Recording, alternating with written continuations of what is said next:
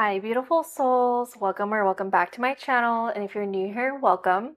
My name is Kelly, and in today's video, we're doing another pick a card reading. Today, we're asking Spirit all about who secretly watches you glow up. All of my pick a card readings are timeless, so whenever you come upon this video, a message will be ready for you. Before we begin, please give me a big like down below and subscribe to my channel for more pick a card tarot readings just like this one. If you're new to pick a card readings, here's how it works. These are the 4 piles that you can choose from. This is pile 1 with a Calcite moon. This is pile 2 with the red Aventurine. This is pile 3 with the Agate moon. And this is pile 4 with a Selenite moon.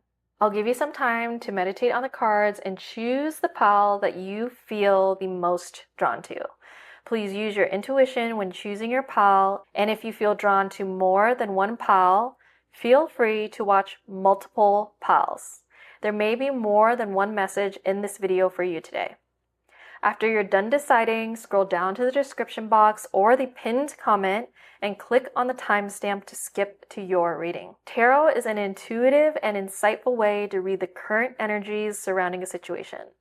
If you ever hear something you do not like in a reading, please do not give up or get discouraged. Remember that you have 100% free will over your life and you can change the course of direction at any time. My intention with these readings is to help gently guide you to a better path for your mind, heart, and soul. So never get discouraged about what you may hear because it may end up being the activation you need to change course. With that being said, I'll give you some time to start meditating on the cards. You can close your eyes and hover your hand over the screen to see if you feel any sensations on a certain pile, or you can simply meditate on the cards and choose a pile based off of your gut feeling.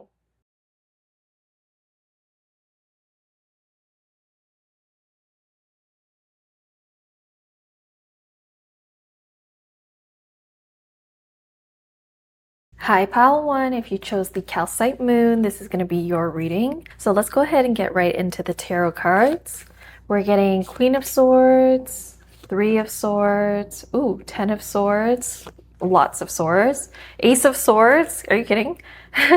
8 of Wands, and the Hermit. Okay, this is obviously very clear to me that you have a lot of mental energy going on, and the person that's secretly watching you glow up has seen your transformation when it comes to mental energy, your mindset. Before we actually go on to the tarot cards, let's go ahead and explain why you might have chosen the Calcite moon.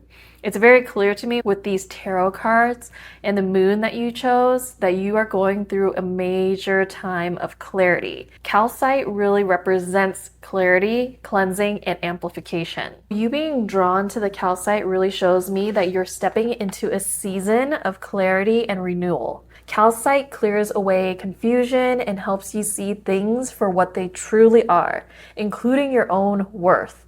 You're realizing what drains you, and you're finally choosing peace, purpose, and mental freedom. With all of these swords cards coming up here, it really does show me that you had gone through major mental turmoil at some point, and the person that secretly watches you glow up has seen that you've been able to change and clarify your mental energy. Spiritually, the calcite resonates with the solar plexus and heart chakras, and it is connected to Cancer and Pisces. So that might be in your chart, or that might be in the chart of somebody that is watching you glow up. With it being connected to those chakras and signs, this is showing me that the calcite is restoring your life force through inner purification. So whether you have gone through this already, pile number 1, or you're going to go through this soon, what I see in the cards here is that you start off with the Queen of Swords. So this is Virgo and Libra energy. It's telling me that your glow up shows that you are showing up as a sharper, wiser, and more emotionally disciplined person. People are starting to see your boundaries now. You're not the same person that used to over-explain, let people walk all over you, or even chase understanding. In the past, I can see that if somebody were to, let's say, slight you or say something undermining to you, that you might have let it go and just kept it to yourself. But at this time, I'm sensing that you're able to put up those very clear boundaries because the Queen of Swords is talking about independence. It's a very independent queen, has unbiased judgment, clear boundaries, and a direct communication. So I see that this is something that you're developing in your life at this time and in your personality. Your glow up is not allowing people to cross your boundaries anymore. You're finally clapping back. So we don't necessarily want to clap back at people, right? You might have started off as somebody that was very docile, a people pleaser, letting people walk all over you. But if people just keep testing you, you realized that no one is going to stand up for you and that you have to exert your own clear boundaries through direct communication. The Queen of Swords rules over the air element. So this is the mastery of thought. And we live in a mental universe where everything starts with a thought. What I mean by that, and I've explained on my channel before time and time again, is any invention that you have, any material item that you have in your life, even friendships that you have in your life, relationships that you have in your life, started with a thought first. Your conscious mind is only 0.5 to 5% of your entire mind. The rest of it is under the iceberg. It is 95 to 99.5% subconscious. So mastering your thoughts is so important, and this is where I see you glowing up. So the Queen of Swords really embodies the law of mentalism. Knowing reality begins in your mind. Your glow up stems from clarity over attachment. Maybe you used to be very attached to labels, attached to your name, attached to your family, attached to your ego, attached to defending yourself. This time you have purified all those illusions through discernment, which is a true act of inner sovereignty. You have earned your peace through truth and through quieting your mind. We go ahead and move on to the Three of Swords. This is a painful card. This is talking about heartbreak, emotional pain, sorrow, grief, and hurt. I sense that this is something that has happened to you before in the past, where you went through emotional pain or heartache and manifested it in your life in other ways. Maybe people were constantly disrespecting you and you always had to defend yourself. But now you're not in that defensive state anymore. You're in a place where you could really put up clear boundaries. And I just feel like with all these swords here, I'm going to read this as a sequence, the 3 to the 10 to the ace. What this really shows me is you've known heartbreak, betrayal, or disappointment, but this is an old chapter for you. You have gone through the hardest part already, and that pain that you went through actually sharpened your intuition. These swords cards really represent the necessary act of cutting away falsehoods. This is really talking about ego death here, of the 10 of swords, that is followed by the divine insight of the ace of swords. Something that I've learned on my spiritual journey and path is that we face challenges and we face hardships so we can learn, because that pain really inspires us to learn. However, there's a dark side to it. Sometimes the pain really eats away at the spirit, and some people can't get out of it. They can't go through their transmutation process because they're so stuck in those old limiting stories, in those old traumas. Because with trauma and pain, it's a very strong emotion that is tied to that. So it will stand out in your mind way, way more than something that is neutral. You can have 10 neutral things happen to you in one day and one really, really painful negative thing happen. Fast forward a year or two, you might not even remember those 10 neutral things, and the one really traumatic, painful thing that happened to you on that day would really stand out. So it's very difficult sometimes because some of us face heartbreak after heartbreak or emotional pain after emotional pain, and therefore it's hard to catch your breath. So with you, I'm seeing that with the Ace of Swords here, coming after these two more difficult cards really shows me that you went through a breakthrough. You have some new ideas about how to deal with the situation. You get mental clarity and success in controlling your mind and transmuting your life. Every ending is purified in your mental field, really preparing you for the sword of truth, which is represented here.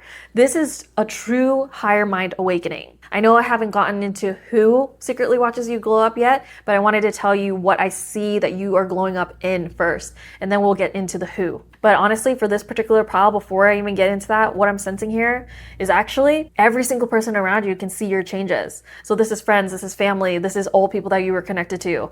This might even be the person that actually put you through this pain, really seeing you be able to get out of this. The person that put you through this pain is your #1 fan right now. I know that sounds interesting. I'm just being cheeky. Maybe they're not actually rooting for you, but what I'm saying is they're watching you. Whoever had hurt you is watching you at this time, watching the way you move, watching the way you react, watching the way you glow up, and they're inspired. Because the truth is, whoever hurt you, whoever put you through the 3 of Swords and 10 of Swords, they hurt you because there's something hurt within them. If you are truly healed, if you're a truly happy person, you're not going to be out to hurt anybody else. You only do that when you're missing something within. The person that put you through difficult challenges or heartbreak, emotional pain, this person is resting right now, trying to figure out how to approach you next. Because I'm sensing for some of you, you actually did not cut this person out. They're still in your field in some way or form. Some of you, yes, have cut this person out, but this person is watching you, such as they don't know how to change their own life. So they're watching other people, such as you, change your life after going through some difficult situation, and they're inspired. They're truly inspired. I can really see that in the cards here. So let's go ahead and move on. The 8 of Wands really connects very well to the Hermit in this particular reading. So the 8 of Wands is talking about movement, fast-paced change, action, alignment, and even air travel. So with this card coming after all of this, I feel like once you finally got your mind in a quiet state and you decided on your next steps, first everything starts as a thought, right? And then you put emotion into it, and then you can decide on what to do, which is actions. Thought, emotion, actions, T-E-A. So for you, I really think that some of you guys honestly caught a flight. You guys went to go travel, clear your mind, and just wanted to move your energy. So you might have just did a road trip. It doesn't have to be air travel, but I really do sense that you guys left the situation to try to get a little bit further away from it to get your energy back to where it's supposed to be. You know that you were acting probably out of alignment when you were in this energy of heartbreak, that you might have been even spreading negative energy yourself, and that is okay, so long as we don't stay in that energy. It is okay to put up clear boundaries, as the Queen of Swords does, but when you start reciprocating people's energy and seeping that into your personality, that's where we have issues and problems. So I sense that you went through that. 222 on the clock as I'm saying this. You decided, this is not me. I'm moving forward. I'm not doing this anymore, and I'm going to change. And your change was like that. It was so quick, because this is talking about fast-paced change. Momentum is picking up truly, truly fast. Your progress is very visible, but your glow up isn't loud. It's guided. You're learning that solitude does not mean loneliness. It is refinement. So when you went away, you may have taken a solo trip, because the Hermit is here. The Hermit is related to Virgo energy, and it talks about soul searching, introspection, being alone, inner guidance, healing, and self-exploration. So all of these things that have happened that triggered your glow up may have made you go away, whether that is literally air travel or just moving away for a while. So you can go within yourself and dig within the self and try to find that happiness, that healing inside. The truth is, you guys, I know I talk about relationships a lot on my channel, but that's mainly because I know that's what you guys want. But once you actually click on the video, guess what? This is the truth here. I gave you guys the truth. The truth is you cannot find anything outside of yourself that will fully satisfy you. Have you ever accomplished something? A dream of yours? It could be anything. It could be a career goal that you had. It could be a relationship goal that you had. It could literally be getting your dream bag or car or house, literally anything. Literally think of any dream that you have achieved. How long did it actually make you happy? Some of us, it's only like a day, 2 days, a week, 2 weeks. At most, it'll be like a month of being truly satisfied and happy from this. Guess what? It is your spirit trying to tell you that nothing external is going to make you happy. And that is that soul searching that comes with the Hermit. As we can see, this is actually also a very spiritual symbol right here. The black and white talks about polarity. It talks about duality, the dark and the light. And we can go really deep on that, but the dark is physical things, the material world.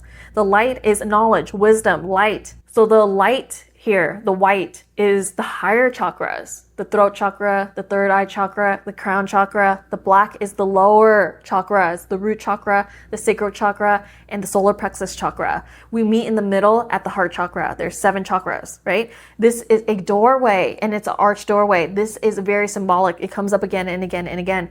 Both of these pillars, 1111, it shows the duality, the polarity. One side is feminine, one side is masculine. I know this is a lot of deep symbolism here, but what I'm saying here with these 2 cards is the 8 of Wands really ignites your energy of divine motion, to move your energy, to not stay stuck, while the Hermit really teaches you how to wield that energy consciously. You're learning the balance between movement and stillness. Before, I really sensed for some of my pile number 1s that you kept quiet no matter what. You always try to keep the peace, and that is no longer your energy. You're not going to also reciprocate people's energy and stoop to their level, but you're not going to let people cross your boundaries anymore. We did start off, remember, with the Queen of Swords. This is somebody that's going to clip it quick, okay? So that's direct communication. This is not passive. This is not indirect communication. This is not dilly-dallying around. I feel like even my speech right now is very sharp. It's very sharp right now, and I'm just going to go with this energy.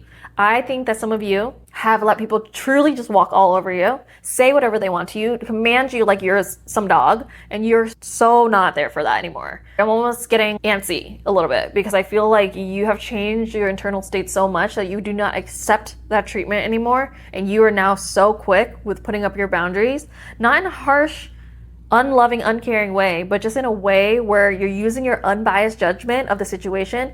If person A says this, simply you will play game theory and hit them back with something. Game theory is really coming up strong for this pile. Game theory says if someone does something, says something to you, and we can also use this in terms of countries fighting wars, literally. So if somebody hits once, you'll let it go one time because you're thinking, benefit of the doubt, once.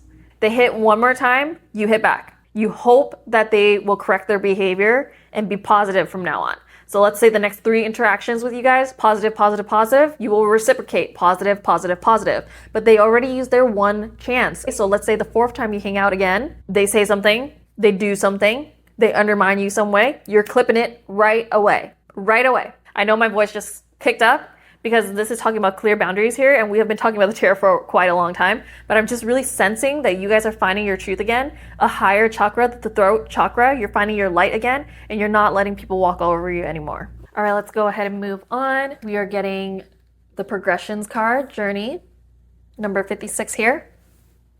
5 plus 6 is 11. 11 is shown here again, so I really feel like this is connected, and these imageries are really similar to me, and there's a clock here as well. So this is showing me that you have gone through a deep journey when it comes to asserting your boundaries, trying to defend yourself. You may have thought that people would defend you in the past. You're in a period where you're learning that only you can defend yourself. Only you can trigger your evolution. So everything that you have been through is leading you to somewhere bigger. And in astrology, progressions mark an inner soul development. You have hit this inner soul development that is going to propel you into the next phase of your journey. This is a slow turning of fate that really refines you into wisdom. Let yourself be patient with becoming who you're meant to be. All right, let's go ahead and move on. We're getting the guinea pig innocence. Okay, now I'm understanding why I felt potentially so angry earlier when I was channeling in the tarot cards. You have this innocent energy to you that, again, I really do feel like you let people slide, just say whatever to you, command you, do whatever, and you just wanted to keep the peace by being quiet. But what this is showing me is that you could still have an innocent spirit. You could still be full of light, because the guinea pig is actually a really small and gentle creature, right? Symbolizing innocence, even simplicity and curiosity. These animals are often kept as pets. So that means that they're very, very cherished for being able to be domesticated, because they have that gentle nature and a playful demeanor. What do I mean by this? We don't necessarily make sharks our pets, right? Because those are more fierce animals. I mean, I'm sure somebody out there has a shark as a pet, but we don't, as a collective, keep sharks as pets. We do keep guinea pigs as pets. So I'm not saying that you're a pet. It's just a symbolism to tell you that you should embrace your innocence and your light personality, your gentle personality, and approaching situations with that open heart. That's fine. However, at this point, your glow up is the fact that you will clap back.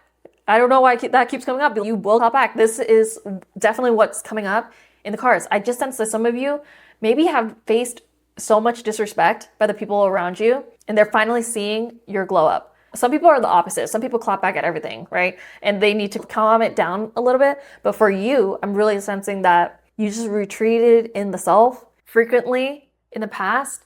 And I'm really just sensing that you probably just recently learned to stand up for yourself, because all the times you did not stand up for yourself was a form of self-betrayal, which is why I'm really seeing these harder cards here with the Three of Swords and the Ten of Swords. You may have been your own person to break your own heart.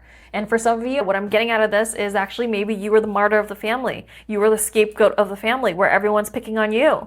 So that's what I'm seeing in the cards here, because you had that innocence within you. But at this time, what I'm really just sensing and seeing is that you're rediscovering that softness within you. You're rediscovering that curiosity in you, that childlike innocence within you. You no longer need to guard that part of you so tightly. I feel like some of you even hid away when things were getting too tough in the exterior just to guard your own innocence. But your innocence is not a weakness that needs to be guarded. You can be innocent and play game theory. I'm going to explain it again. So what I'm saying, the great balance for this is going to be only reciprocating energy. Give people one pass, that's fine. Some people like to start the clock over, so to speak, per hangout. With this pile coming up, it really shows me the importance of putting up clear boundaries right away. They do get one pass, you get one pass, that's it, and then you're going to have to start exerting your boundaries. Some of you are people pleasers. Some of you did not have strong boundaries before with this innocence coming up, and may have even wanted people to stand up for you, speak up for you, but that's not the reality of things, because a lot of times people don't want to get involved in other situations. They have enough going on. So that's why maybe people have not stood up for you or tried to stand up for you. Truly what it means is you need to be aware that people around you may test you, but you are not to fold at them disrespecting you or putting mental barriers up for you. That's what that means. And you will always be that innocent, caring, gentle person, but you will only give that energy to people that give you that energy. What I'm also saying with all of this is that I'm not saying that you turn dark at any point with these people, even if you play game theory. Right after you hit back, you just let it go. You're going to assume that every other interaction is going to be positive. That's what game theory is. It's all positive, and then they hit once, then you hit once back right away. However, you're going to give them a chance. You're going to assume that now every single time will be positive again until the hit. At this whole time throughout everything, even when you're hitting back, not actually physically hitting it back, but saying your boundary or whatever it is, you're still innocent within all this. You can even do it in a joking, lighthearted way rather than being harsh and super direct, because honestly, sometimes the Queen of Swords can be way super direct. I went on a deep dive with that. Let's go ahead and move forward.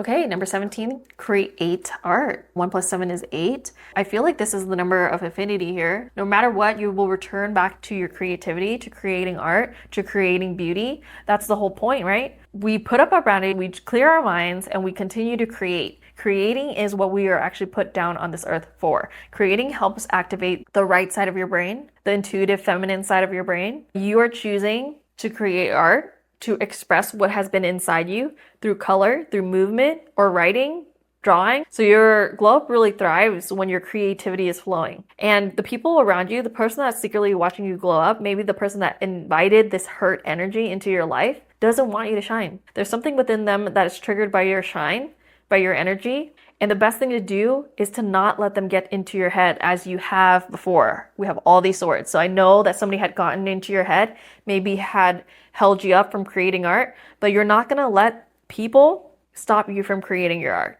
And this could be many things. This girl is definitely painting, I believe, or drawing even. So continue to create art. Creation is actually the highest form of magic. When you make art, you really align with the divine mind. This act of expression transforms thought, which is air, into form, which is earth. Everything starts with a thought. Even your art is a thought first. And your art is also a prayer to the divine that you will not be destroyed, that you will actually continue to create. At all times we are creating, you guys. The thoughts that we are thinking are creating. Your thoughts are bringing situations into your life. This is a very deep topic, but I'm going to stay on track here to the glow up reading that we're doing. So let's go ahead and move forward. archetype is prostitute, light and shadow attribute. The light attribute says accentuates the challenge of surviving without negotiating the power of your spirit. Love that. And then the shadow attribute says places material considerations and security above self-empowerment. With this card here, actually this is an archetype that we all have, surprisingly enough. And this is just talking about all of us have this because we all need to survive on this planet, which is going to require money and a physical roof over our heads, etc. But some of us can potentially go too far, too deep. And we are, I don't want to say sell your soul, but you are negotiating with that integrity or spirit just for survival or financial gain. So that is not a good thing to do. And this archetype is saying and showing me that it's asking you to examine where you might have traded your worth for maybe approval, stability, or even belonging, and to reclaim it. Essentially, what I'm telling you is to know your price and then transcend the idea of being bought. This ties into what I was saying earlier, where I think some of you are people pleasers and you wanted to keep the peace. So you may have been bartering with your own integrity to keep the peace. However, that is a major self-sacrifice that I do not encourage. I encourage you to speak up.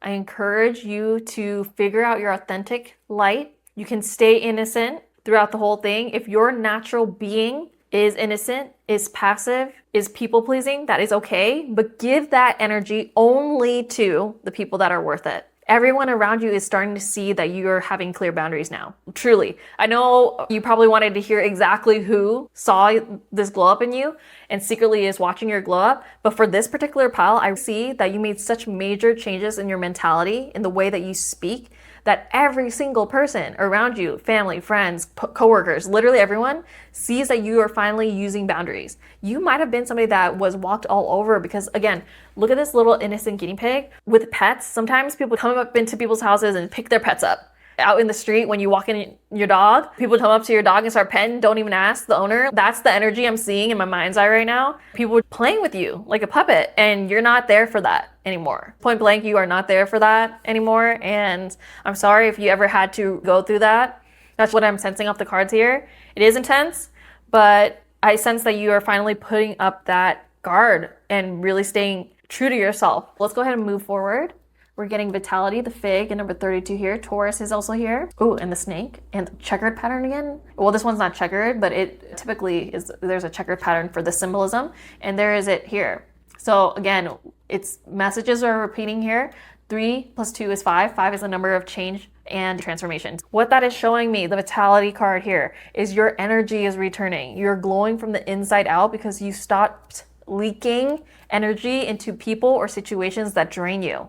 Those people that were trying to hurt you or give you weird energy were draining you without you even knowing. That's why you probably had to hide away for such a long time. Maybe you even felt 3:33 on the clock right now that you had to hide because you were getting on edge or high blood pressure. But now, because you have boundaries, you are going to be more full of life. You're going to be more full of vitality. So with this, it's really showing me that vitality here symbolizes your life force as a sacred current, which is prana. We didn't pull prana here. I do have a prana card in my tarot collection, but this is saying you're moving from a reactive energy into a balanced energy. And this is really illuminating the equilibrium of your soul. So protect your life force, your prana, like treasure. Protect your energy like treasure. That's how you keep your own vitality, okay? Let's go ahead and move forward. Okay, this is the Ayurveda card, it's Rajas. And so this card is talking about actually dynamic movement, aggression, and energy. So I didn't expect this card to come up, but it actually makes so much sense why my energy was so kicked up. And you might have even noticed harsher speech in this particular pile, in this particular reading than I usually have. And that is because I sense that some of you literally never spoke up for yourself. And this is directly tied to aggression and energy, dynamic movement, right? So this is telling me that you're finally channeling that in your energy. You are putting up those strong boundaries. You are not one to be effed with anymore. I'm so glad that you're picking up your Queen of Swords energy and putting up those direct communications, those clear boundaries, because this card here is really highlighting the energy. This is showing me also in another light, if we don't want to talk about other people, that you're actually going to become more productive, more ambitious. You're entering a very productive and ambitious era. However, this card coming up also tells you to balance that ambitious energy with calm. You don't have to prove your glow up. people are going to see it because it just exists in your energy now. And Rajas is movement. Movement is actually very necessary for manifestation. You can't just manifest things through the thoughts. I always say it now in all my videos, thought, emotion, action starts with a thought. If you're lost on where to start, you start with the thoughts. And you could start with thoughts through meditation, visualization, journaling, just to understand your thoughts. That's going to be the beginning. And then eventually it will lead to movement, which is symbolized here. So the movement, when the movement is unbalanced, it's going to lead to restlessness and attachment to things. So the masters will say, let your Raja serve, which means let your drive serve your peace and not the other way around. What I mean is you will do actions and movement towards things that bring peace and love on the planet, feed your own life, and make the most of each day.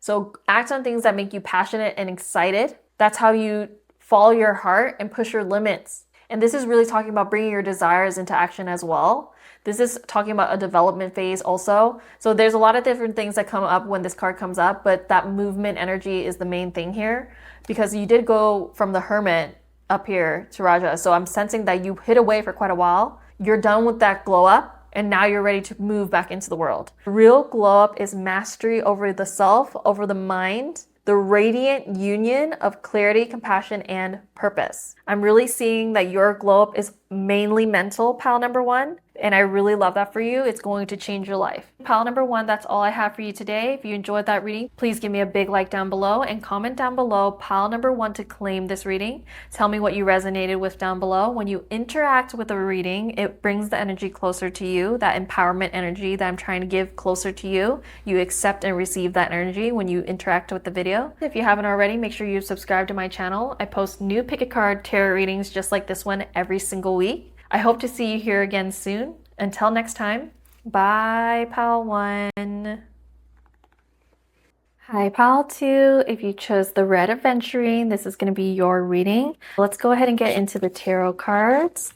We're getting Temperance, Six of Pentacles, Seven of Cups, Seven of Swords, Nine of Wands, and Judgment. Okay. With us starting off with Temperance, it's showing me that your glow up definitely starts with balance. Maybe you have been unbalanced in your energy before, and that's what you have been changing now in your energy. But let's go ahead and talk about the red Aventurine for a little bit before we move on to the tarot cards. So the red Aventurine symbolizes things such as creativity, motivation, and vitality. It's connected to the root and sacral chakra and Aries and Virgo energy. You may have Aries or Virgo in your chart, or the person that is secretly watching you glow up may have Aries or Virgo in their chart. With this red Aventurine, it shows me that you're actually glowing up through your courage and your movement. Confidence and vitality come from doing things, not waiting around for something to happen. Your creative spark may be reigniting at this time, and you're learning that you can build your own momentum instead of relying on any external forces to inspire that within you or ignite that for you. With this being connected to the root and sacral chakra, it is showing me that the red Aventurine and your energy is awakening through the kundalini of creation. Everything starts with a thought, and then you have emotion attached to that thought. You will create and act from that thought. I see that your glow up has a lot to do with creativity. Your glow up is not about validation. It's about embodying your own self-authority. You are truly the alchemist of your own drive, your own passion. So let your passion serve you at this time. All right, first things first, Temperance. It's really showing me that you're learning the art of balance, not giving too much of yourself, but also not holding back and hiding away either. You have a lot of magic within you, so you don't want to hold that magic within. You want to express it in the ways that are going to benefit you and the people around you the most. You're really integrating all versions of you into harmony at this time. In depth, Temperance is actually connected to Sagittarius and fire energy. It talks about balance, moderation, patience, purpose, reconciliation, healing, and angelic guidance. So you may have been getting angelic nudges on what to do and how you should be growing and glowing up. So a glow up is all about transformation and glowing up and growing. 333 on the clock as I say that. So with this being said, Temperance really represents a spiritual chemistry, the blending of water and fire energy.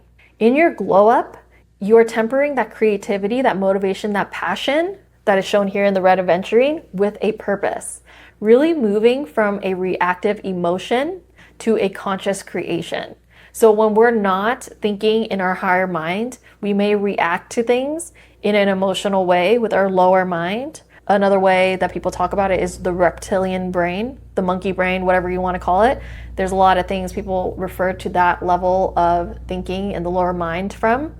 And when you start thinking from your higher mind, which is going to be symbolized here, it's going to show that you're starting to create things consciously. It's truly the middle pillar, talking about equilibrium, balance, moderation. So with the next tarot cards, I actually see this as a sequence, and I'll explain. The Six of Pentacles into the Seven of Cups into the Seven of Swords. This really shows me that you may have been very generous in the past, maybe too much. You potentially gave your time, your energy, and even your ideas to people that did not reciprocate. I believe that your glow up contains the realization that not every connection deserves your full access. I'm going to go into this further. There's a lot of examples that are coming up in my mind's eye, but let's talk about ideas, for example. Maybe you gave people very important, life-changing ideas to change their life, and they took that idea as if it was their own and created something from it and gave you no credit. Before in the past, maybe you were somebody that did not even seek that credit, and I'm not saying that the right thing to do or anything is to seek that credit, but the right thing to do for the other person would be to credit you. However, I do think that you gave with an open heart, so you weren't looking for that. But even the time element that I could see here, for some of you, maybe you did a lot of favors for people around you, spending a lot of time, that labor of love is time, on people in which they did not reciprocate, or they even reciprocated with negative energy back at you. This is telling me that that was an illusion, because you thinking that that was something that you should have accepted in your life is an illusion. For some reason, I'm not seeing you speaking up at that time when you were going through this. And this really shows me in the sequence right here, these cards together really reflect that maturation of discernment in relationships. You have given to others a lot, and you have really learned through your glow up to see through illusions, which is shown here in the Seven of Cups, that you don't just overgive to everyone all the time. You have learned to protect your energy, which is shown here in the Seven of Swords. It's just as simple as the quote of pouring from an empty cup. If you're not actually filling your cup in any way, and you're depleting it by just giving, which can be shown here in the Six of Pentacles, without actually receiving, it's going to deplete you. And I really see that your glow up revolves around no longer overgiving. Your glow up really shines the brightest when your giving is rooted in self-respect. Give from your heart, that's fine. But when you're giving, overgiving, and people are just taking advantage of the overgiving, then that is where you need to open up your mind to that situation and just clip it where it needs to be clipped. Not to be super straightforward as that, but that's the truth that I'm seeing here in the tarot. Let's go ahead and move on to the Nine of Wands. The Nine of Wands is a great transition into the Judgment as well, so I'll talk about both of these cards here. And it's really showing me that you have really been through it. You're tired, you've been tested, however, you are not defeated. You're being called to rise again, and this time with integrated wisdom. The Nine of Wands is Moon in Sagittarius energy, and that gives me the energy of continuing to want to move forward, to continue to want to learn, because this card talks about resilience, courage, persistence, a test of faith, and boundaries. So through all these things, the overgiving that you might have gone through, it might have tested your faith on people even.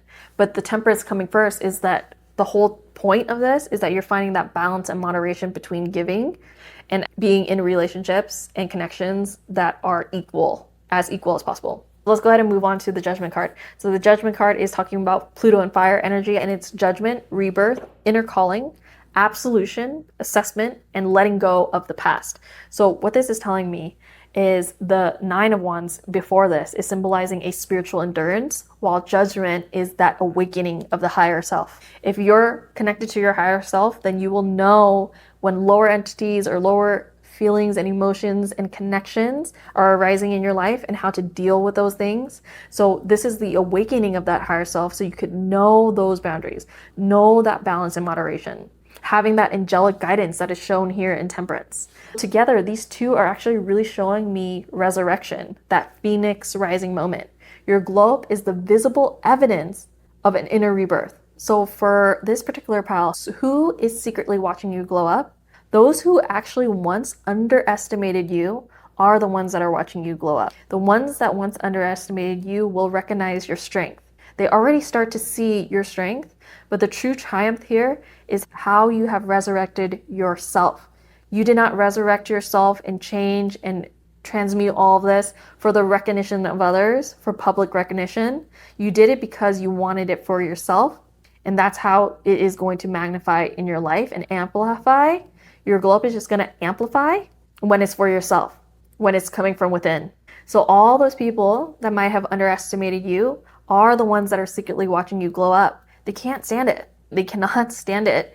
And the best thing for you to do is just to keep going. Keep growing, keep going, keep transmuting, not letting any of that dusty energy, literally dusty energy, get in your way. You had let it gotten in your way before by overgiving, by giving your power away, giving your energy away to people. No more. No more. You've learned that wisdom. You have integrated that wisdom, and you're no longer here for it. So let's go ahead and move forward. All right, we're getting descendant, which is invitation. 3 plus 7 is 10, which is 1. Also, everything comes from zeros and ones, not just coding, but life. That's another topic, but I just want to put that out there. So the descendant is the other. The descendant is typically in the 7th house. So with this, it's really just confirming the things that I've been talking about, that you had been giving way too much to others. Way, way, way, way too much. And actually I have another astrology card, so we'll pull it too. 53, number 8, 5 plus 3 is 8. And then opposition, confrontation. You guys, this is like pretty much a direct correlation here. I feel like you were giving so much to the point of confrontation, to the point of opposition, or to the point where you were just so fed up that it caused some type of confrontation. With this descendant and opposition card, it's like somebody may be thinking about you, reflecting on how your energy challenged them or taught them balance, which is here in temperance. You are truly the mirror that revealed their duality. Because with the descendant here, the opposite of the ascendant, it's really showing the opposite person, the opposite side, and then obviously opposition here. It's that direct face-to-face kind of interaction, and the descendant represents partnerships. Opposition represents tension that is meant to catalyze growth. So these cards really remind you that the external watchers of your glow up were karmic mirrors.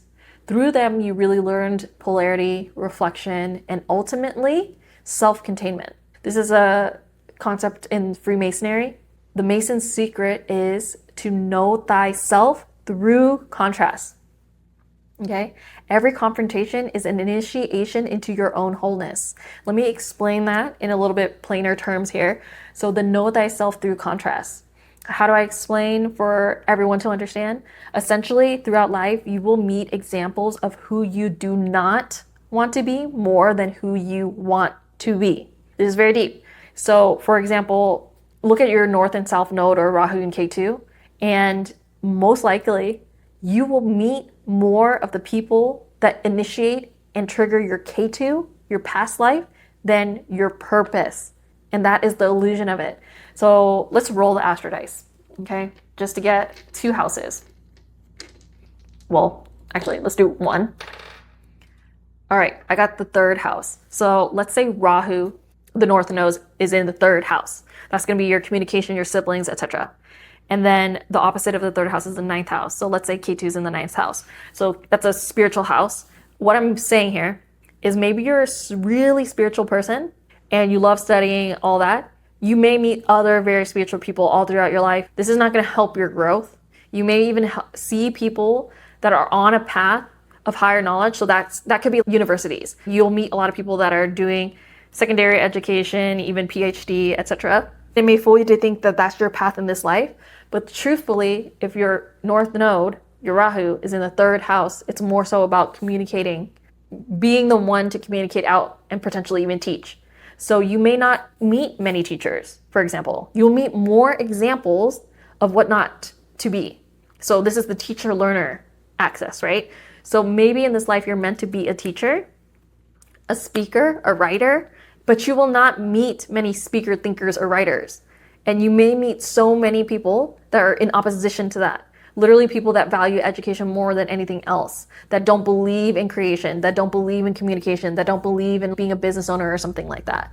Because the third house can be creating a communication business or something.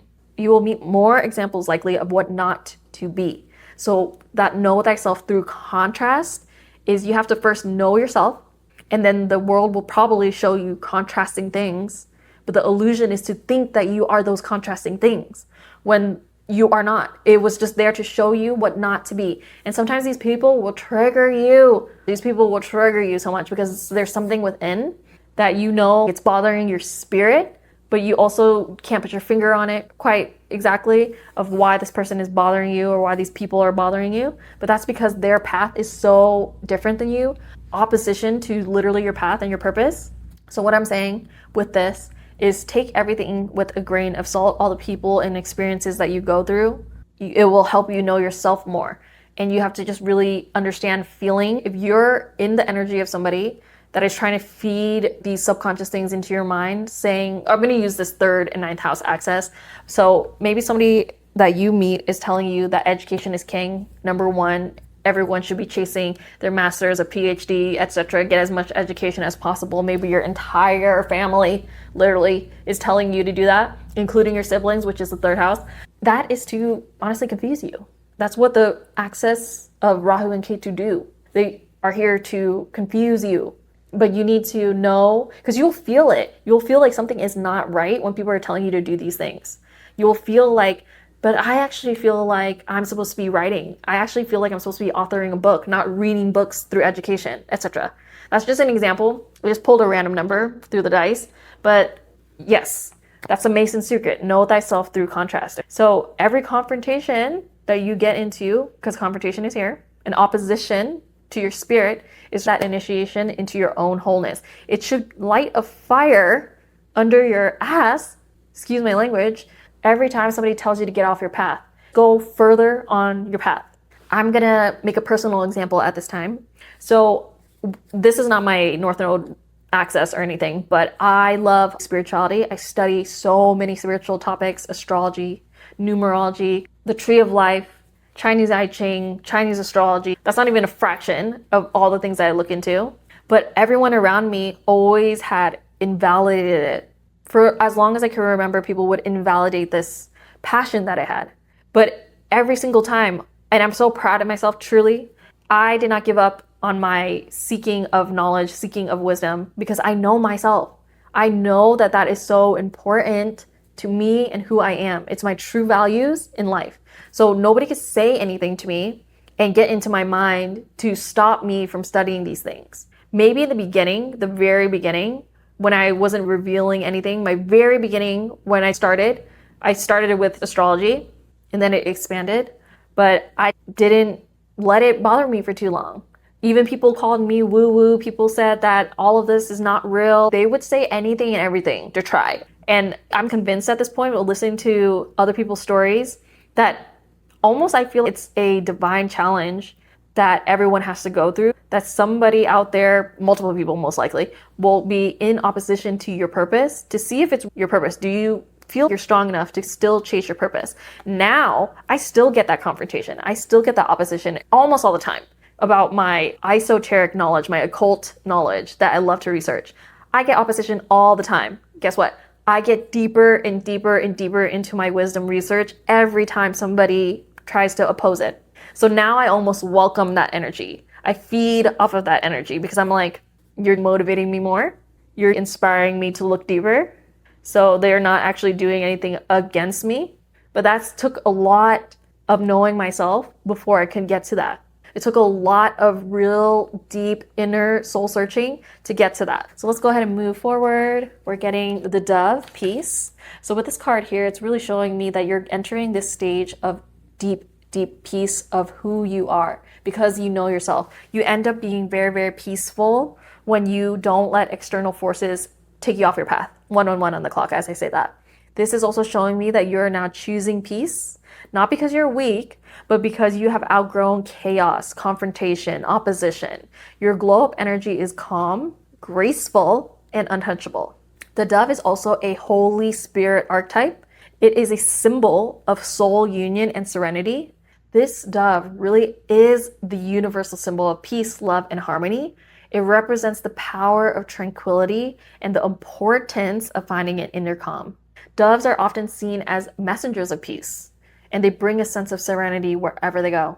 So this card may suggest that you are looking for peace within yourself or in a situation. Peace comes from within. True happiness comes from within. Everything comes from within. You cannot find anything you're looking for externally. And when you find that true peace from within, it starts to radiate outwardly and create harmony in your environment. True peace arises when polarity is reconciled. Remember, we were talking about opposition and polarity, about the example with education and maybe you wanting to be an author. And this is also talking about the polarity of masculine action and feminine receptivity integrated into one. So your glow really starts to radiate from that inner union. You are not chasing peace, to be very clear. You're emanating peace because you found peace within. All right, let's go ahead and move forward. All right, number 21, drink tea. 2 plus 1 is 3. 3 is a very transformative number. It's a number of transmutation. So with this, I sense that there had been some difficult things that you had gone through. There's some difficult challenges and oppositions and confrontations that you might have gone through. And just a simple thing that you can do is slow down and nourish yourself. Drink some tea. Little small rituals, this, where you could quiet a quiet cup of tea.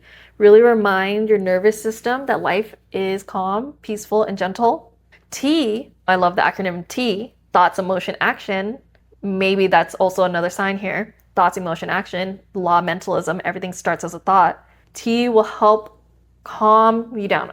T really is reflecting here temperance, the balance, the moderation, getting into that balanced, moderated state as much as possible. So each cup of tea is like a ceremony of mindfulness and grace, slowing down to receive divine downloads. When I drink tea, I take my time. Sometimes I do nothing but sip the tea. I'm not scrolling on my phone. I'm not doing anything.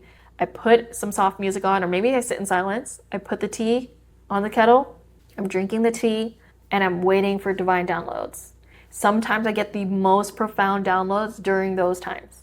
So let a simple ritual like this of drinking tea really anchor down that magic in the material world. Each of us has magic within us. Each of us has a God consciousness within us. You just have to quiet and calm the nervous system enough that this will come in. Number one thing that I love to recommend is meditation. I talk about meditation, it must be every single reading. And it's really just talking about that divine silence where you can start to receive those downloads. I encourage you, and Spirit is encouraging you, to consider drinking some tea and having some quiet time. As you can see, she's looking very peaceful. She's not doing anything else. She just has her crystals, her tea. She's closed her eyes. She's wearing something comfortable. It's a time to reflect. All right, let's go ahead and move forward.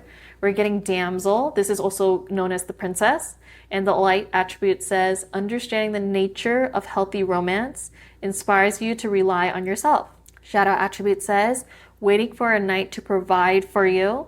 Seduction by romantic illusion. Maybe you have been deluded into thinking that a relationship will complete you, that anything external, anything from the descendant or the opposition or anything, really anything external is going to fulfill you.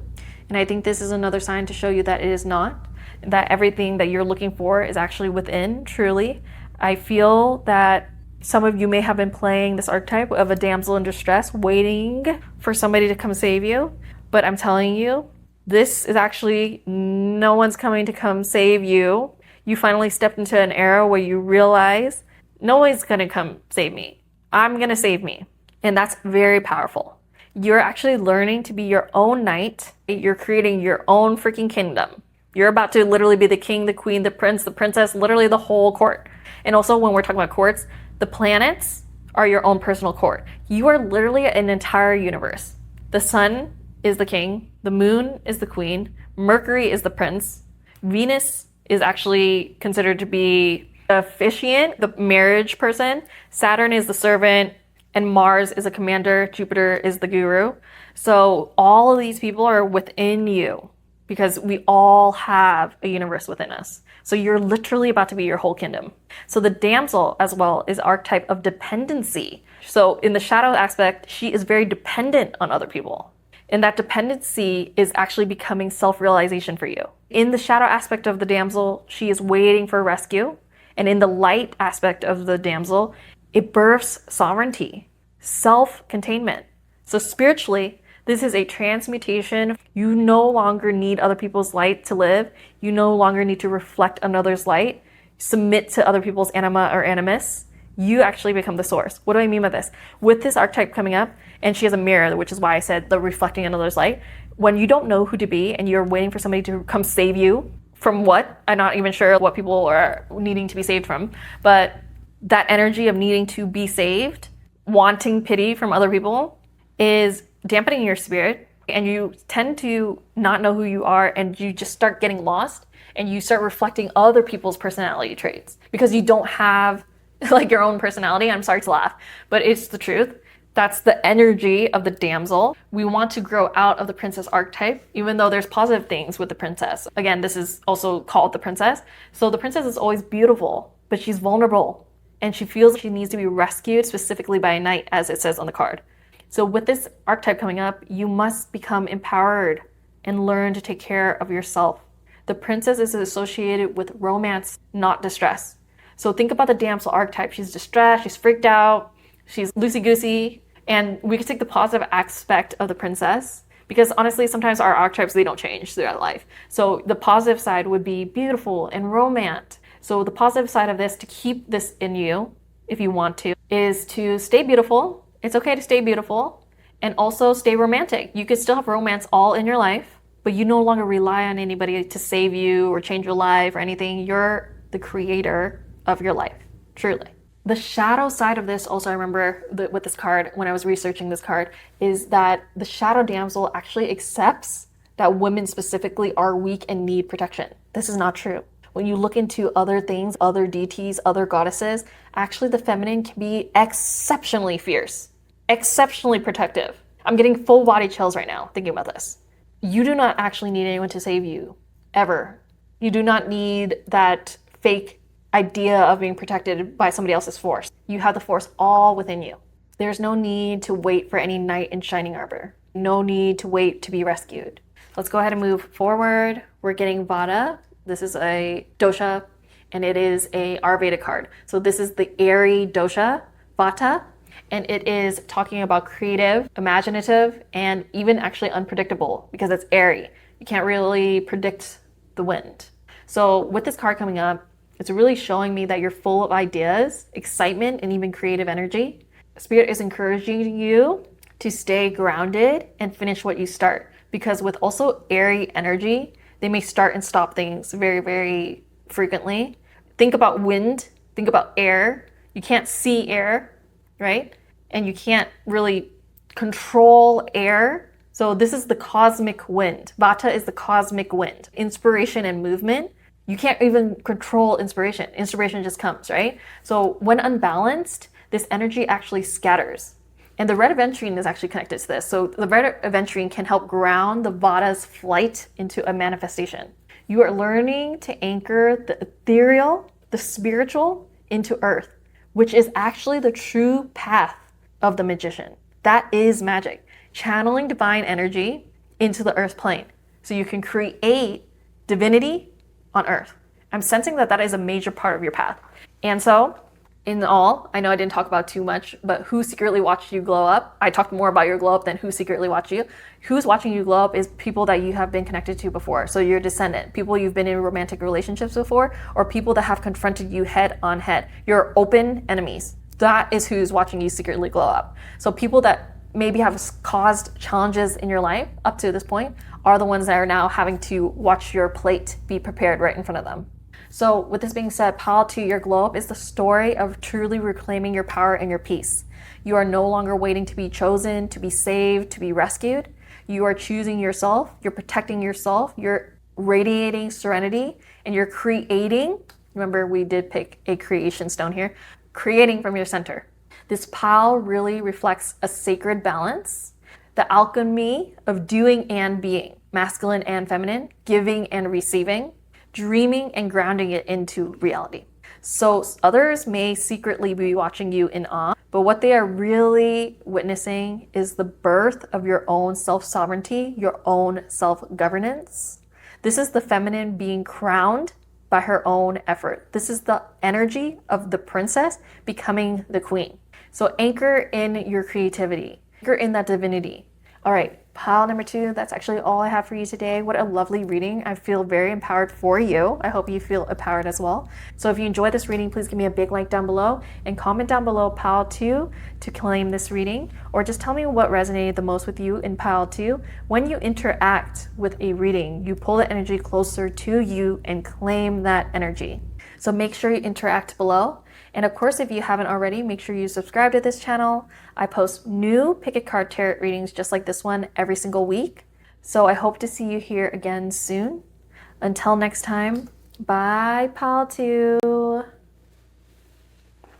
Hi pile 3, if you chose the agate shaped moon, this is going to be your reading. Let's go ahead and start with the tarot cards. We're getting the Sovereign of Swords, the Six of Wands, the Anchor, the Hermit. Wow, this is a lot of major arcana. Wheel of Fortune, another major arcana, and the Eight of Swords. So this is a very powerful reading since we got so many major arcanas, and this deck does have different names, so we'll get into that. Before we get into the tarot cards, I would like to talk about the agate moon and why you might have been drawn to the agate moon. With this agate, it really shows stability, grounding, and harmony. It's connected to the root chakra and Gemini and Virgo energy. So you may have Gemini or Virgo in your chart, or a Gemini or Virgo is the one who is secretly watching you glow up. So with this agate, it really shows me that you are becoming unshakable. You're not going to be able to be easily moved and changed and influenced. So with the agate being chosen, you've been grounding your energy and learning to trust yourself. With this stone, you're also finding calm no matter who is watching or what is shifting around you. Your glow up here is actually a quiet power. It's really the energy of peace that cannot be disturbed, because the things that this stone represents is that stability, is that grounding. So the glow that others see within you now is that crystallization onto the material plane of your own inner harmony. All right, so let's go ahead and move into the tarot cards. The first thing we're starting off with is the Sovereign of Swords, which is the Queen of Swords. And this is showing me that you are an independent person that has unbiased judgment, clear boundaries, and direct communication. This is related to Virgo and Libra energy, so that may be in your chart, or that may be who is secretly watching you, a Virgo or a Libra, because Virgo did come up here and Virgo came up here. So with that being said, you're being seen for your strength and your wisdom. However, I see that this was not an overnight process. You have really learned to stand tall in your truth, even when others were committed to misunderstanding you. This is where those clear boundaries come up. People are going to try you, but you are an independent thinker. You don't follow the sheep, the herd. You have within you an energy of being different. For my pile number 3s, I'm sensing a lot of you are very spiritual. You understand things on a level that the most people do not understand. And you have been very vocal about this, because this does talk about clear communication, clear direct boundaries. And I sense that you have told people time and time again your boundaries, really learning how to stand tall in your truth. You are no longer reactive to people. If anything, I see you even putting your boundaries up in a clear, quick way, but also adding humor to it, so it's not like a harsh blow. All of your boundaries are guided by your own principle, which is going to bring you that recognition. You have moved on from proving yourself to people to simply embodying your truth, which is going to bring you that public recognition and self-confidence. This actually talks about success, public recognition, progress, and self-confidence. It talks about Jupiter and Leo energy. So imagine Jupiter and Leo. My goodness. Leo is already shining, and Jupiter expands anything that it touches. So having Jupiter and Leo, you just constantly shine. You're constantly yourself. Okay, I'm getting a whole download. As I've said on this channel before, the download is like a whole story all at once. Excuse me as I struggle to speak sometimes as fast as the download. With this being said, I'm showing that maybe people tried to dim your light because you know so deeply who you are, what your principles are, what your values are, and you shine your light so bright that it had bothered people in the past, that for some of you, you were so passionate about a subject or a thing that you are really good at, but the people around you don't understand it. It's more something that's hidden. Maybe you love astrology. You love reading people's charts. People around you would kind of put that down or undermine it. But now you are going to get that success regardless. You're going to get that public recognition and you're going to build self-confidence from staying true to yourself. You're an independent person, 100%. And the people that are watching you glow up are the same ones that didn't respect your boundaries, that didn't believe in you, didn't believe in your shine. Same ones that try to dim your shine are now secretly watching you glow up. How funny. Let's move on to the anchor. The anchor in this particular tarot deck is actually the Emperor, and this is Cancer and Leo energy, and it talks about being a natural born leader, a visionary, an entrepreneur, having honor in your personality. The Emperor, or the anchor here, really shows me that you have learned how to be your own safe place. Because the world did not believe in your shine, you may have hidden away, dimmed your shine to fit in, make other people's comfortable. But with that solitude that you may have dipped into, you have found your meaning and have found your strength.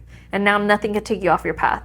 And they will watch you rise and shine even brighter. With it being next to the Hermit, these two cards right here, it really actually shows me that you ebb and flow through being in a soul-searching, introspective state to coming out and shining again. Here and there, you will need to go within, but you always come back out shining.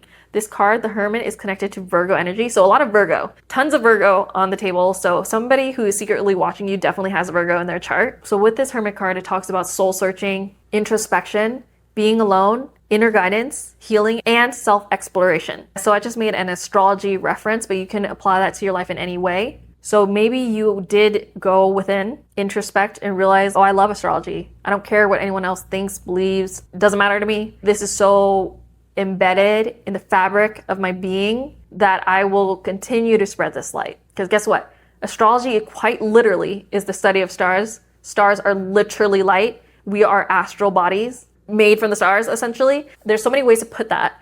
But essentially, they, whoever the powers that be that control and govern this earth, want you to study things of the earth, like math or something, just random. Not that math doesn't have its place, but they want you to have a whole entire career studying math. If more of us became spiritual, seeking knowledge, we could change our lives and change this planet. But people, whoever the powers that be, they don't want you to be powerful. That's a secret. They don't want you to know your true power. And even the people around you that may have been programmed this way too and dim their own lights want you to go back into dimming your light. But it seems to be that you have chosen to keep glowing, keep growing, and therefore nothing is going to dim your light at this point. So let's go ahead and move forward. So another thing with these Anchor and Hermit is really showing me that you have reached this level of deep stabilization of your energy. In esoteric terms, this is that inner temple being built through stillness. So many times you may have retreated so you can learn more about your inner self, building that inner temple. And the glow up others sense in you is your energetic solidity. Your aura is no longer swaying with external forces, external ties, external people, places, things, whatever. Like the Hermit, your light is starting to light the path for others simply by existing. When you're shining your light on your path, your purpose, without caring about what anyone else thinks or says about you, no matter how many people try to put you down, when you continue to want to shine, to continue to go on your path, you actually end up inspiring those same people that are secretly watching you glow up to begin their own glow up, to begin their own path. I can make an example here, just a random example, because we do have the Anchor here. This is talking about entrepreneur or natural born leader. Maybe the world, this is a very common example, so this might apply to many of you. The world wants you to do some type of 9-to-5 job. Maybe you went through a whole bunch of schooling to get the job that you have. While you're working this job, you realize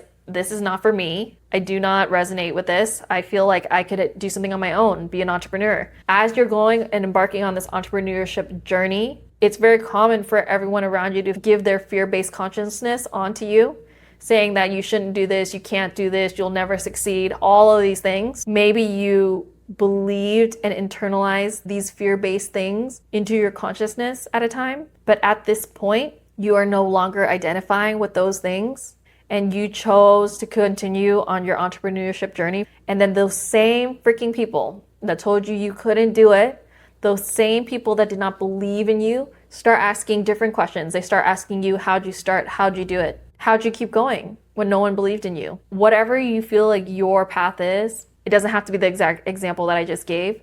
Whatever you feel like your true passion, your true purpose, your pull in life is, continue to go on that no matter how much people do not believe in you. When you root in your own truth, your very presence, your energy becomes the guidance. So they start watching you secretly, taking notes, wishing that they had as much courage as you, etc.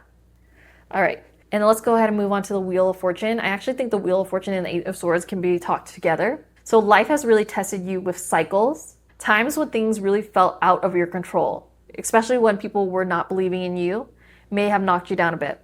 But those are the exact moments that actually end up freeing you from your mental traps. You know that fate is not punishment, it is redirection. So the Wheel of Fortune talks about fate, karma, good luck, life cycles, destiny, a turning point, change, intuition. It's Jupiter and fire energy. Fire is a spiritual element. So your spirit had been telling you to not believe what other people say or think. Sometimes it's fate to be a part of certain families, be around certain people that you cannot escape because your family or whomever. But this card is coming up and showing that fate is not a punishment. I said this in another pile, but I feel like this pile can also learn from it. Know thyself. And anything in contrast to thyself, know that that's not a punishment. It's just showing you more of yourself and how to become whole. So just because other people don't believe in themselves doesn't mean that you shouldn't believe in yourself. And it's not a punishment by universe or whomever that you have to deal with these people.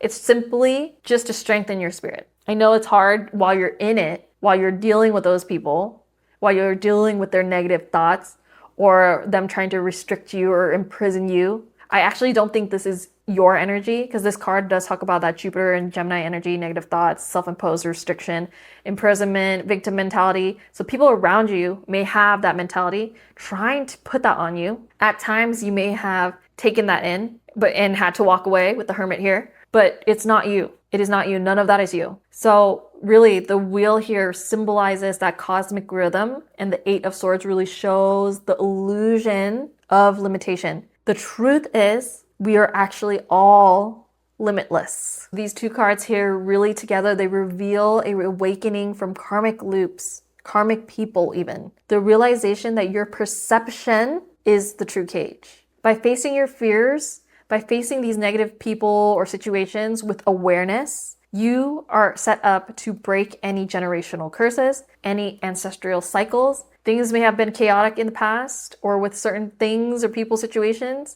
but all of that was an initiation. You are now the center of the wheel, the calmness between all the chaos, and you're going to be the one to direct your destiny. You have been working very, very hard. I could see it, I could feel it in the cards, and you're going to be meeting a turning point soon. All those people that tried to undermine you are going to be watching you glow up, watching you rise. And guess what? Most of them probably won't even congratulate you, acknowledge you, or anything, but they are slowly and quietly taking notes. Let's go ahead and move on. We're getting Leo, of course. I mean, I was talking about shining, and this is talking about Jupiter and Leo, so I'm not surprised. Number 5 here. Number 5 is a very transformative number, a number of change. So it says Leo and shine. This is really just solidifying the fact that you were meant to shine. You were always meant to shine, and not from an egoic place, but from authenticity.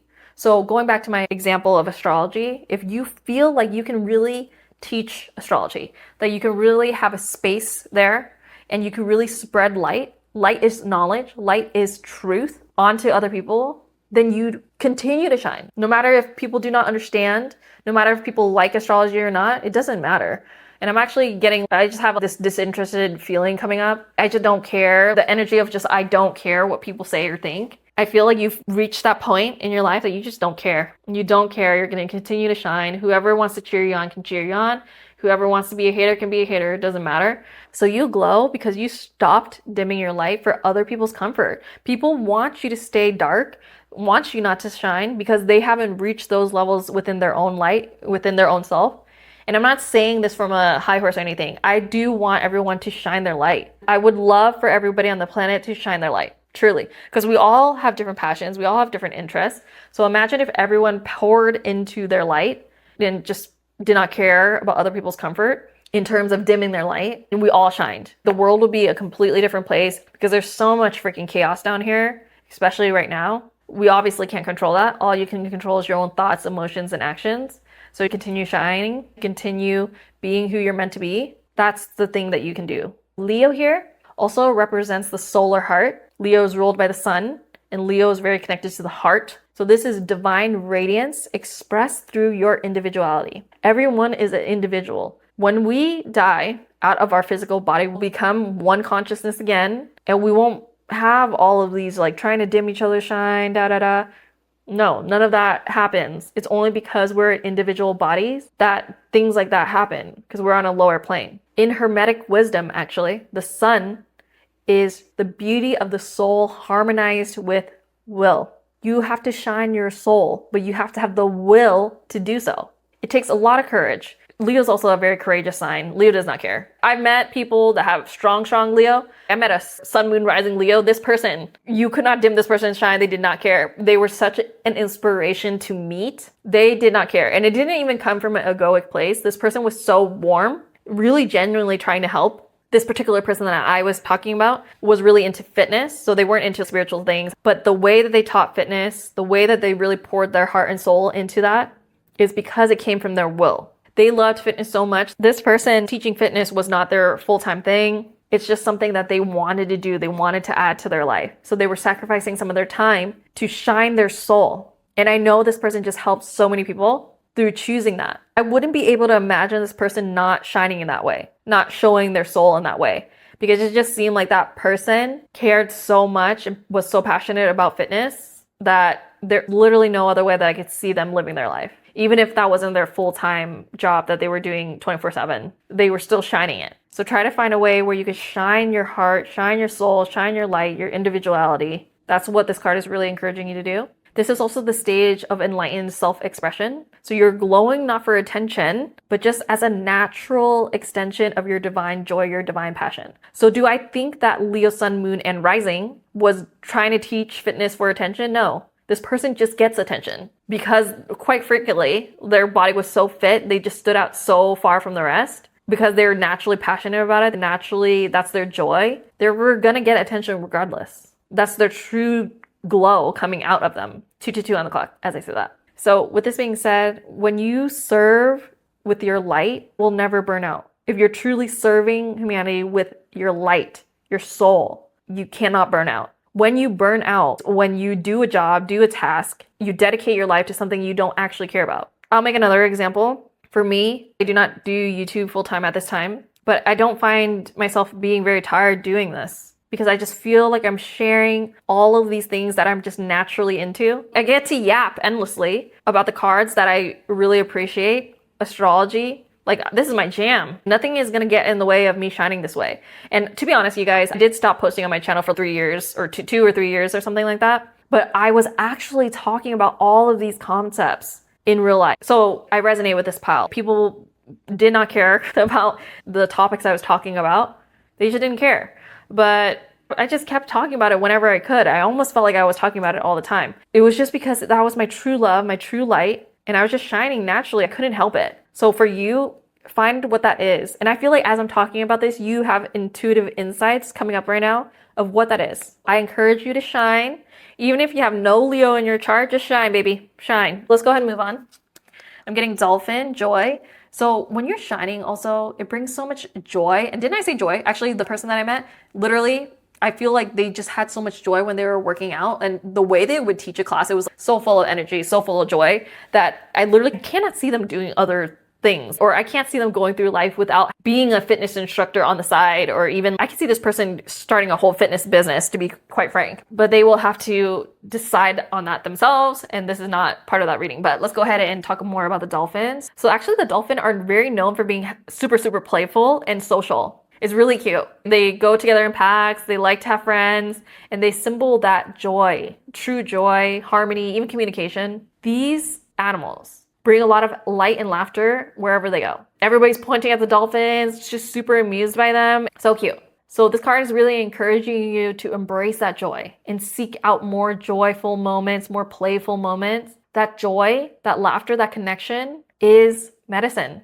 Truly, it's medicine for the soul and it's awakening your soul. Sometimes we think we have to be productive all the time because we live in a hustle culture, all that. But that fun, that joy, that pleasure really activates the fifth house. The fifth house is very spiritual as well. It's also connected to mantras, your past life deeds. So you want to activate the fifth house. And the dolphin is really showing me, oh, and hello, the fifth house is literally Leo. Yes, you want to activate the fifth house as much as you can. Literally every day if you can. Let's go ahead and move on. We're getting number 20, Dream Journal, 2 plus 0 is 2. And it says, what does it say? Are you sleeping? So I really encourage you guys to dream journal. I have talked about that on my channel before. Another thing I've talked on my channel before extensively, actually, is the fact that the subconscious mind is 95 to 99.5% subconscious. Your conscious mind, which I'm talking to you in my conscious mind, and you are hearing me with your conscious mind, you're analyzing this with your conscious mind. However, it's also being recorded by your subconscious mind. So dreams come from your subconscious mind. There is a way for you to get more dreams if you don't feel like you dream. Set many alarms, as many as you want. I would say 3, 30 minutes apart. You can do 5 a.m., 5:30, 6 a.m. You're staying awake for a little bit and letting yourself drift back to sleep. Most likely in one of those times, you will dream. As you wake up, you want to write down your dream. I used to write down my dream. I know she has a notebook here, but it is very difficult to read my handwriting upon waking up. So what I do is when I go to sleep, I have the voice recording app open and I lock my phone. The phone is locked, but when I wake up, since it's the first app, when I unlock my phone, it's just easier to hit record and speak the dream as much detail as I can remember and then just go back to sleep. And you're doing this many times. So you'll have different dreams and they'll be vivid because you're in that in-between state of being awake and sleeping. However, another really great way, if you can't access your dreams in this way, is just having a full night of sleep and upon waking up, if you can remember your dream. So that works as well. But really getting into that dream state, analyzing your dreams is going to be able to make you glow and shine more joy, more shine, because you will be able to face some of the darker things that might come up in your dreams, heal those, and return back to your light every time. Your dreams are truly guiding you. They're really mirrors for what your soul is ready to share with you and ready to have you understand. The dream world is truly an astral classroom, and recording your dreams really bridges the unconscious or subconscious into the conscious, allowing spiritual insight to become embodied wisdom in your life, in your daily life. Every dream written down really integrates shadow into light. And I'm not here to lie to y'all, okay? Most of your dreams are going to be more shadow than light, literally most of them, because there's so much things that we repress. Even if we think we're spiritual, even if we've done a lot of work on ourselves, a lot of things get repressed, okay? Because the subconscious mind counts everything, records everything since the moment you were born till now. So there's a lot in there. So go ahead and write down what you see in your dreams, because spirit is really speaking through your sleep. So that's very important at this time for you, my pile number 3s. Let's go ahead and move on. We're getting child divine. Lovely. That really resonates with everything else that we've been talking about. So the light attribute says innocence, purity, and redemption. Suggests a special connection with the divine. And the shadow attribute says the inability to defend oneself against negative forces. Oh my. So with this actually coming up, I feel like you guys are very pure spirits. You have a pure soul. Your child divine within you is really strong. And it shows me that you have reconnected with your inner innocence. Your glow up includes you becoming more pure and that untouchable part of you that never stopped believing in the light and in magic. So the divine child is really that remembrance of your oneness with source. You're always connected to the divine.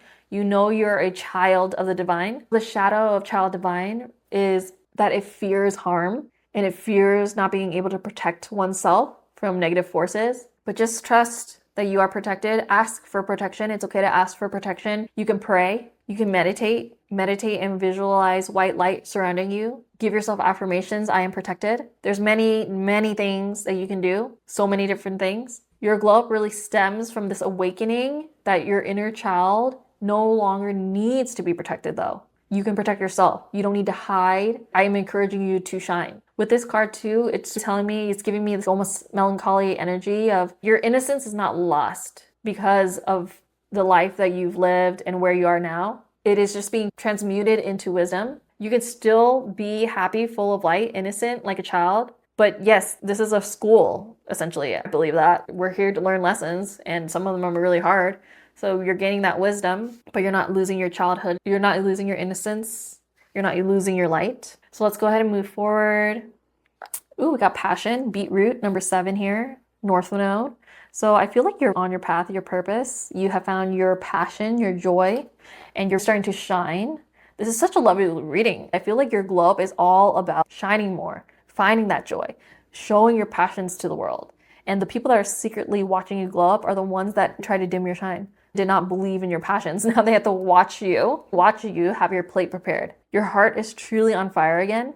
You are remembering what excites you and following that spark fearlessly. You don't care about people and their little trying to dim your shine anymore. You do not care. I can sense that. And passion, the feeling of passion, the emotion of passion is that sacred fire. It's truly the Shakti that animates creation. Balanced with the agate's grounding, it becomes a very sustainable passion, very sustainable force. So this is purpose-driven rather than impulsive, because passion can also be impulsive and make you do impulsive things. So passion is almost teetering right there with lust, for example. And we're moving away from that lust energy, impulsive energy, into purpose-driven passion. So you're now channeling your desires as a divine direction. So let your passions be your compass, not to cage you, not to control you. Let's go ahead and move on. Oh, Kali. This is a deity card, and this is a very fierce goddess. So this is the goddess, the deity of destruction, dissolution, and ecstasy. Kali comes up when you're in a time of radical rebirth. She's fierce, erratic, and untamed. So part of you, maybe that's why I had that energy. I was like, you just do not care. With all these little pests, literally, that are trying to dim your shine, you don't care. You're gonna keep shining. With Kali coming up, you're really rebirthing. You have let go of who people taught you to be, who people told you to be, who people thought you were, and you're even letting go of who you thought you should have been for these people, and you're stepping into your most authentic, raw, and powerful self. And the people that are secretly watching you glow up are those same people that try to dim you. Kali is a Mahadeva goddess. She's the great liberator who really destroys illusion. All those people trying to dim your shine, the people, places, things, all of it was illusion. Even though she is erratic, she is not supposed to symbolize necessarily chaos. The feminine here really becomes untamed wisdom, loving fiercely enough that it can annihilate any illusion, any falsehood. So with this card here, every destruction, every ending is a doorway to liberation and a new beginning. Pile number 3, your glow up is truly a sacred rebirth. You have found peace through chaos, stability through surrender, and joy through authenticity. You're radiating freedom because you no longer seek validation or safety outside of yourself. This pile really actually embodies that Kali current, awakening through dissolution of false things, illusions, other people. The agate has really grounded you and Kali has really freed you. Together, and we can keep doing this through things like journaling on your dreams, having joy like a dolphin, and shining like Leo or the sun. Let your passion and peace truly coexist. You are the light, truly. Grounded in this physical world, radiant in truth, and infinite, limitless in your joy. Pile 3, that's all I have for you today. If you enjoyed this reading, please give me a big like down below and comment pile 3 down below to claim this reading, or tell me what you resonated the most with in this reading. When you interact with a reading, you're pulling the energy closer to you. So go ahead and interact below. And if you haven't already, make sure you subscribe to my channel. I post new pick a card tarot readings just like this one every single week. I hope to see you here again soon. Until next time, bye, pile 3. Hi, pile 4. If you chose the Selenite moon, this is going to be your reading. Let's go ahead and get into the tarot cards.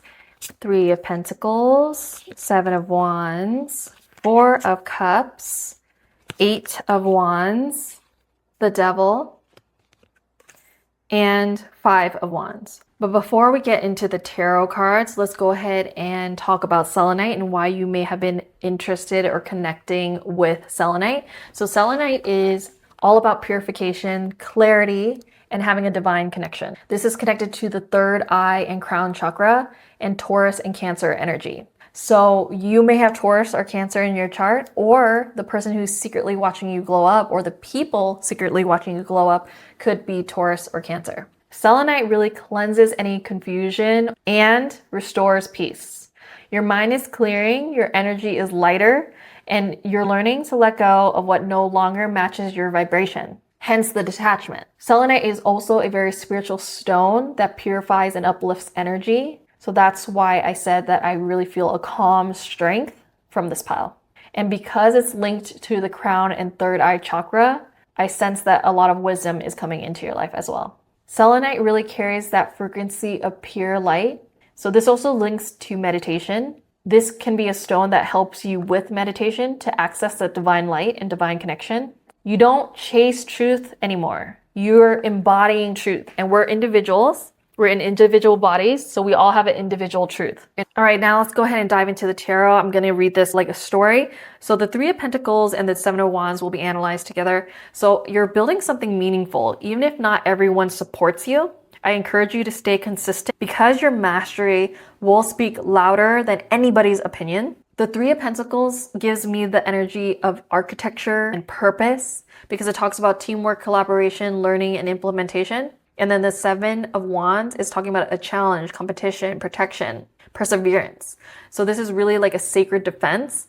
So no matter what people are bringing to you, any challenges or competition, you are choosing to continue on and work potentially with people that get your mission, get your light, and connect more with those people. Everything that you do, all your thoughts, emotions, and actions is a form of prayer to bring it down onto this earth. So your devotion to your craft is your shield. Your devotion and your confidence, your unbreakable spirit is your shield.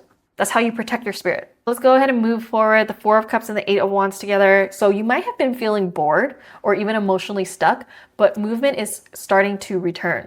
The Eight of Wands talks about movement. This is talking about boredom. So a burst of inspiration or clarity is really starting to propel you forward again. The Four of Cups is apathy born from a disconnection. If you're doing something that you don't feel connected to, that you don't actually care about, of course you're going to be checked out. Of course you're going to be easily burnt out. Your soul doesn't want this. So then the Eight of Wands coming next is really showing me that inspiration energy, that spiritual energy.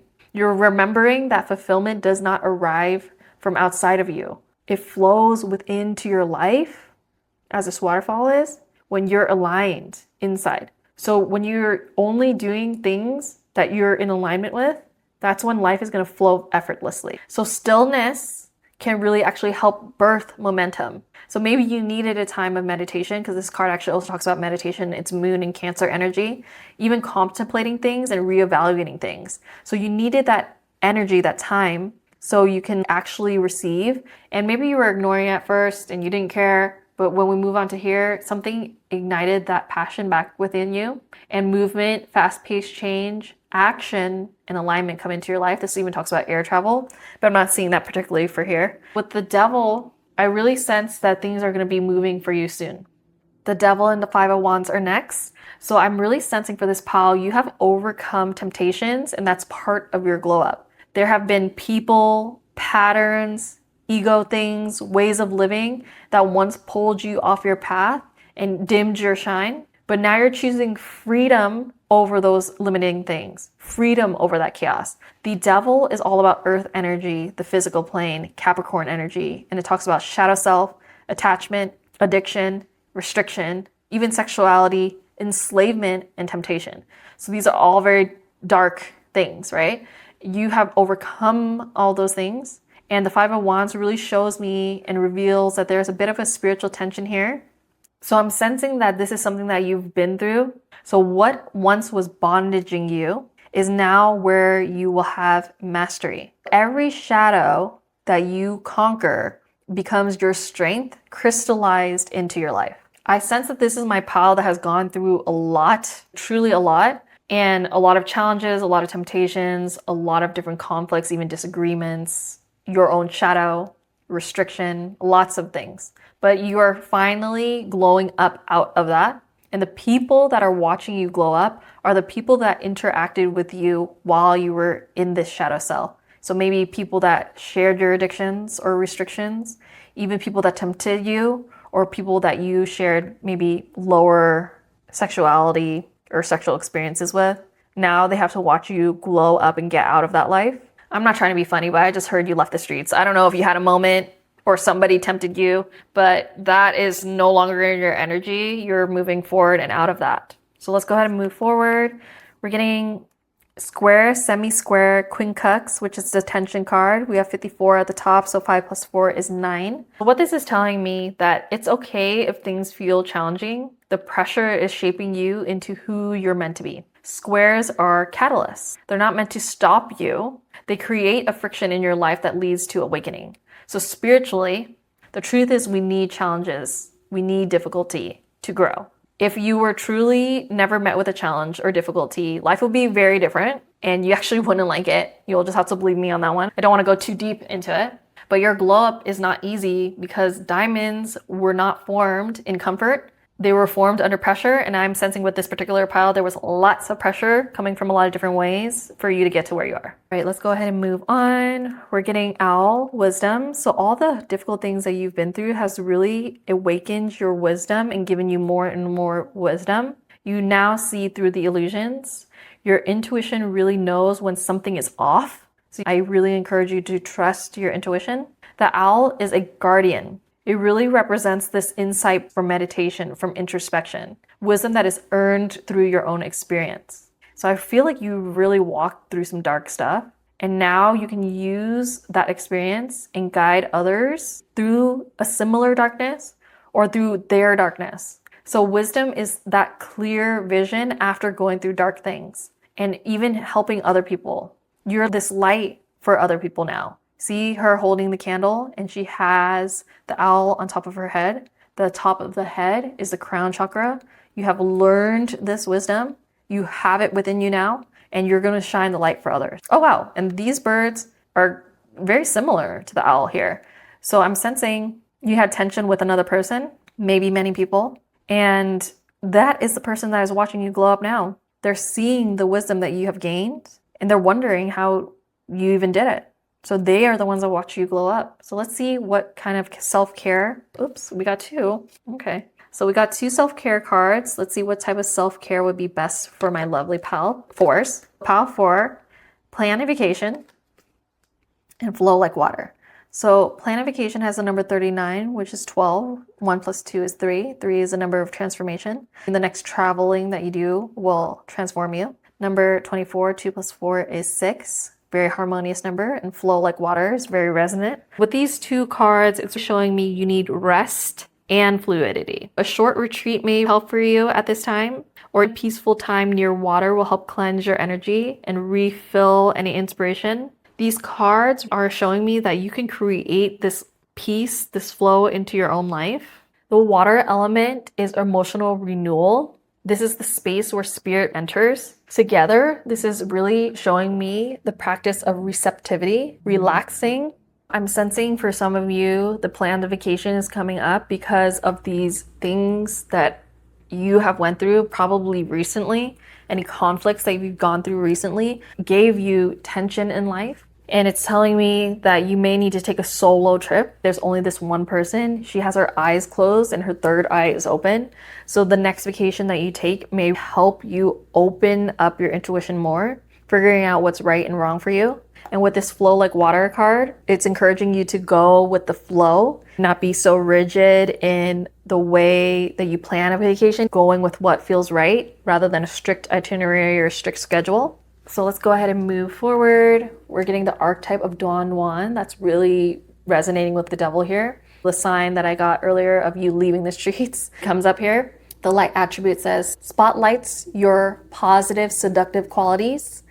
And then the shadow attribute says, using the power of romantic attraction for private agendas. You may have been stuck in this energy. Maybe you're the Don Juan, or maybe you experienced a Don Juan. That's why I just randomly had that streets analogy, but this is also known as a Casanova, a gigolo, a seducer, sex addict. This can make somebody really fall into that darkness of the devil, those sexual ties and limitations, restrictions. With that coming up, you may have encountered charmers, distractions, or even temptations that really tested your boundaries. You're now seeing through seduction and choosing depth over illusion. I encourage you to think twice when you're meeting people with this archetype. Don Juan really symbolizes that misuse and redemption of attraction energy. People that have this archetype, they know they're seductive. They know they exude a lot of sexual energy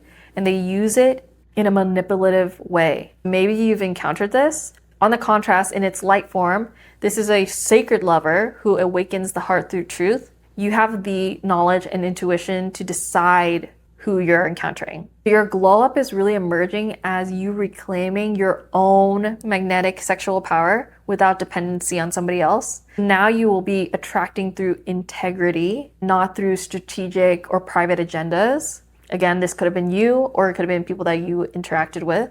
And it's also giving me the energy of that you do not need to chase validation. Your light itself seduces energy around you, magnetizes energy around you, and you can use it for good. With this being said, I'm really thinking that you have moved away from these energies, letting it drain you, meeting people of this archetype, constantly letting it drain you. These people that might have stolen your energy in the past as well are the exact people that are watching you glow up. They're watching you leave this life while they still are stuck in their patterns. I'm not saying I pity players, but I understand, my higher self will understand that these people are just stuck somewhere, some type of insecurity within them that makes them feel them being able to seduce people, manipulate people, and control people is a powerful thing. And I just feel bad for them, to be honest. Because karma is so real, I know that they will meet divine justice at some point. So that's never encouraged, obviously, on my channel. But I don't know, my energy dipped because of this card. And I just feel like truly whoever you might have interacted with that has this archetype drained your energy for quite a while, dimmed your shine. The moment that you disconnected from this character, from this type of archetype, I feel like your glow up enhanced, your shine came back. And I feel like not falling in love with these types of people anymore will benefit you. And I feel there's a lot of letting go to do. If you did encounter this type of person, there might have been also a very conflicting energy within this relationship. If you were connected with a person like this, you may have gone through many cycles, toxic cycles with a person like this, and it started to affect many parts of your life. I can really see that. And I feel you're even apathetic towards people, other opportunities while you were connected and interested in this type of archetype here. And I want to move on from this energy because I feel like I'm talking really slow and the energy is like zapped out of me. So you'll know who I'm talking about if your energy also feels this way around a certain relationship or person. And it's something that needs to be put in the past. All right, so let's go ahead and move on to the next card. Okay, this is a deity card. This is Bhuvaneshwari. I struggle with that pronunciation, but this is the goddess of space and infinite possibilities. So once you leave this energy, the devil, the 501s, Don Juan, you will realize that there is infinite possibilities out there. Not just in a relationship, but in your life for yourself, you have infinite possibilities. You're learning how to make space in your life, not just your schedule, but in your energy, your life, taking your energy back from people like this potentially, and realizing space, that space between thoughts, that silence and simplicity are your new luxuries. I feel like when you're with this person or interacting with potentially a person like this, or even with the devil energy here, that you were in a confused state, a chaotic state a lot of times. And moving away from that energy will give you more space to realize things. So this goddess of space and infinite possibilities really represents the cosmos above and within. She really teaches you that emptiness is not lack. You may have potentially felt you needed a relationship or that love, passion, and connection with another in your life before to fill a space. But the truth is you don't need to fill that space. That space is sacred and it is actually creative potential. When you release these negative relationships, you release even things like clutter in your house or comparing yourself to other people, overthinking, anything related to the devil, which is restriction type of energy, anything feeling restrictive, infinite possibilities will emerge. And actually, this is really giving me a higher octave of what the Selenite represents. So that spacious consciousness, the space, that feeling of space really will help you bring and draw more things into your life. The more space that you hold within you, the more divinity can flow through you because you're opening up space for it. And I just saw 2222 on the clock when I said that. Pile 4, your glow up is truly divine clarity. You have cut cords, cut people out, reclaimed your peace, and you have learned that solitude and stillness are your superpowers. You radiate serenity now that others cannot explain, but they can feel when they're around you. The Selenite moon really represents the ascended glow up, the light that is refined by shadow, power purified by wisdom. You have mastered the art of detachment. You're now moving through any tension that you might face with grace, and you're moving through temptation with awareness. I encourage you, pile number 4, to keep cleansing your field, physically, emotionally, spiritually, and mentally. I encourage you to protect your peace like it's a temple while keeping doors open for new possibilities, infinite possibilities. I also encourage you to let wisdom lead you and not the noise of the world. You are no longer chasing anything. I encourage you to continue shining, continue glowing, and just let your light teach others without saying anything. Pile number 4, this is actually all I have for you today. If you enjoyed this reading, please give me a big like down below. And of course, comment down below, pile 4, to claim this reading, or tell me what you resonated the most with down below. When you interact with a reading, you pull the energy closer to you and you claim the energy. Make sure you interact below. If you haven't already, subscribe to my channel. I post new pick a card tarot readings just like this one every single week. I hope to see you here again soon. Until next time, bye, pile 4.